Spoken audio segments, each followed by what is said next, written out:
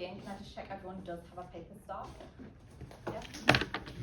Okay, cool. Just wanted to make sure no one had missed out on that. Okay, so hello everyone. Welcome to my presentation. If you don't know me, my name is Jess, and in case you hadn't guessed by my attire, I'm here to talk to you today about vampires. But I'd actually like to open up with this quote that's not coming on the screen. There we go.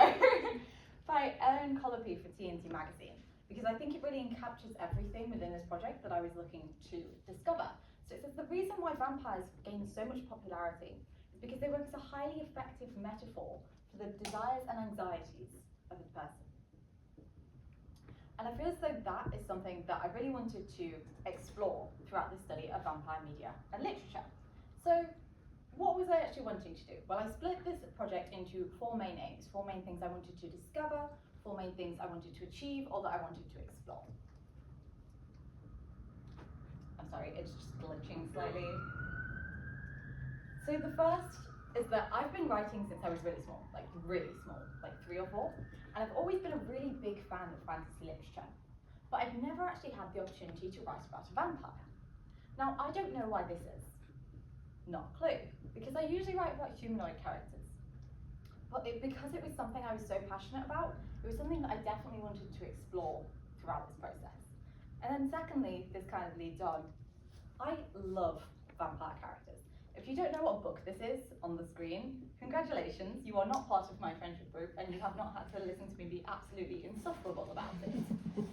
This is my absolute favourite book. It's Carry On by Bobo Rowell. It's the first of a trilogy. It's sort of like a modern retelling of Harry Potter, but there are vampires in it and it's set in 2015. It's also the first book that I was introduced to that associated vampires with queerness, which is something that I also wanted to further explore. Thirdly, I've noticed that there's been a shift in modern media in the way that vampires are perceived. So we've gone from big, scary Dracula to this guy on the screen. And if you don't know who this is, count your blessings every morning. This is Edward Cullen from the Twilight series, and he's very much the love interest. And look at him, he's a dreamboat. And then finally, I wanted to encourage audience participation within my project. So a big part of this was that I usually write for myself, and I didn't want, when this was such a wide-scale project, for this to just be writing for me.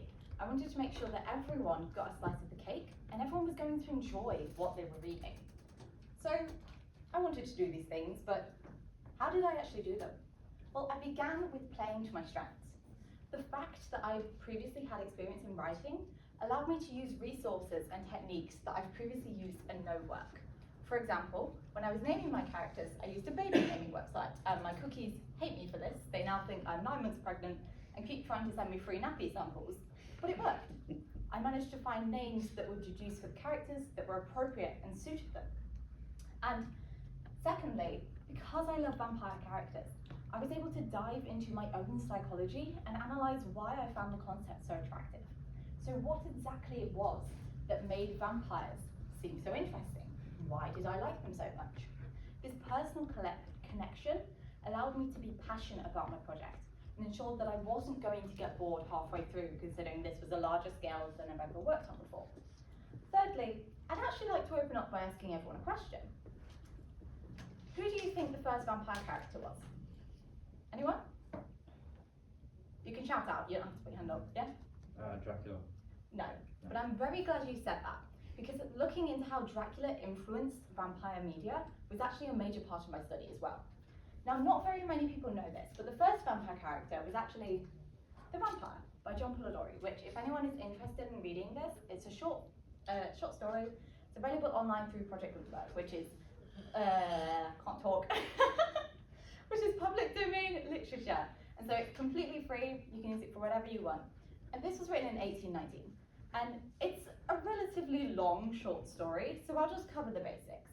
It was written by John Polidori, who was a friend of Lord Byron, in the same event that Frankenstein was written by Mary and Percy Shelley, which you can actually see reference to on my skirt today. And they had a competition to see who could write the best horror story. The funny thing about this is that Mary Shelley actually came up with the concept for Frankenstein, and Percy Shelley was so scared he went screaming out of the room.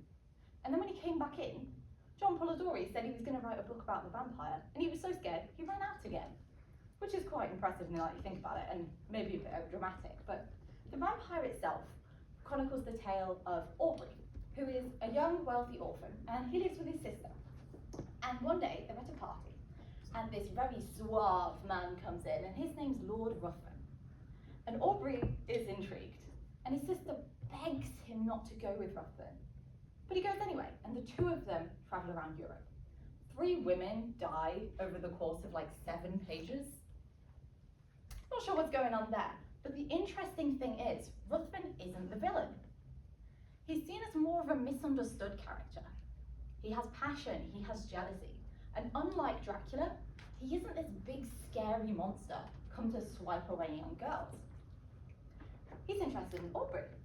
Now, whether that is romantic is hard to deduce because of the historical context surrounding the literature.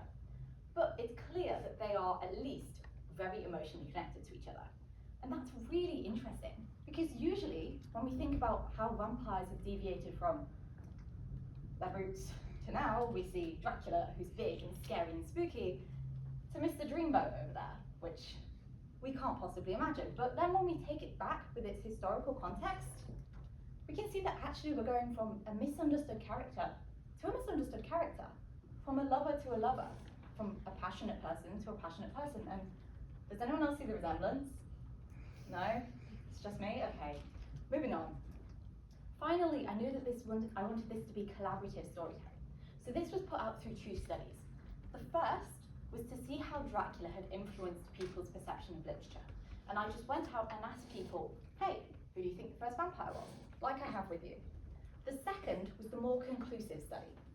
That was sent out via Google Forms, and it was forwarded via my Instagram, because most of my followers are teenage fantasy readers, and I knew that that was who I was targeting. And this asked them to chronicle everything. It asked them to chronicle what they wanted to see in a vampire, what they expected to see in a vampire, what they thought vampires looked like, what they thought vampires behaved like.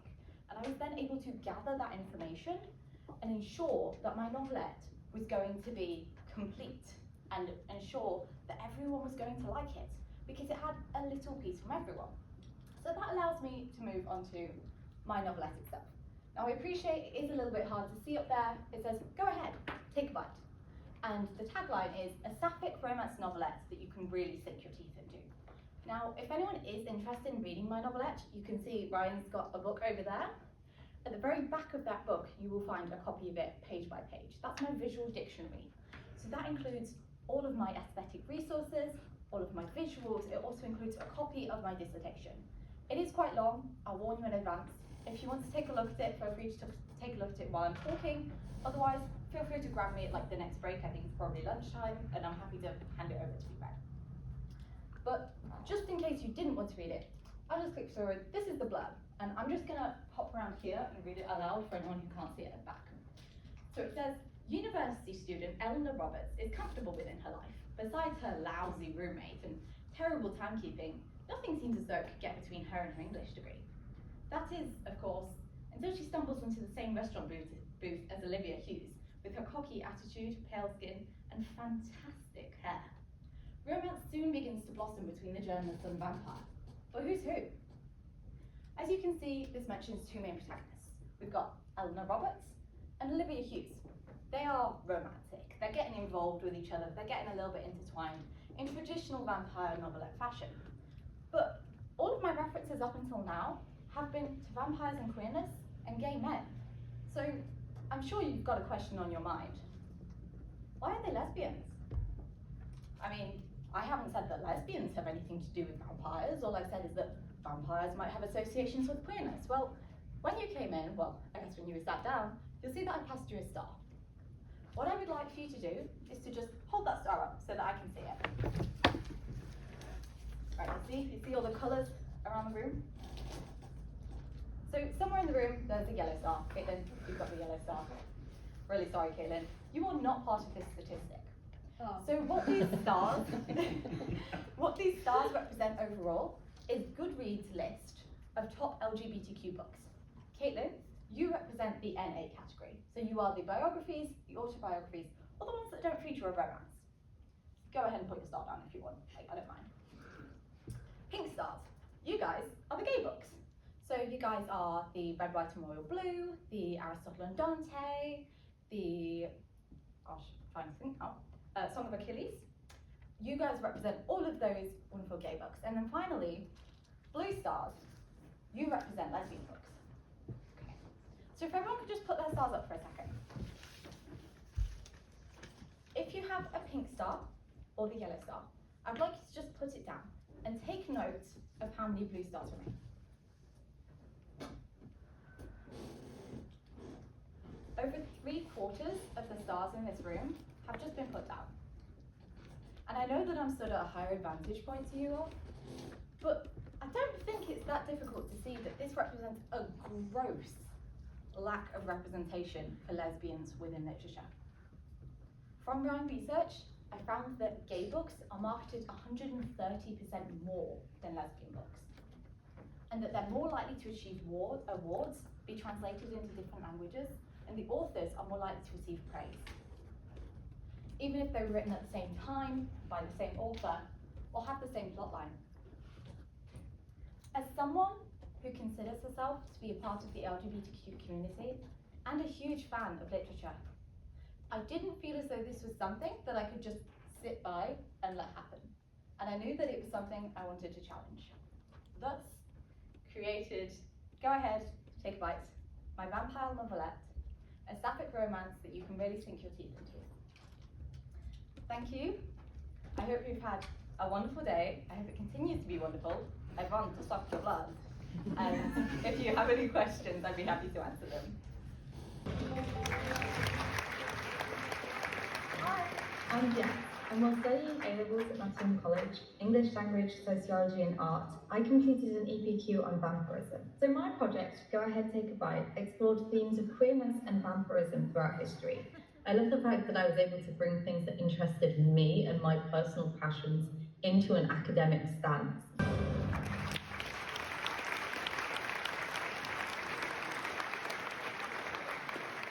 And the winner is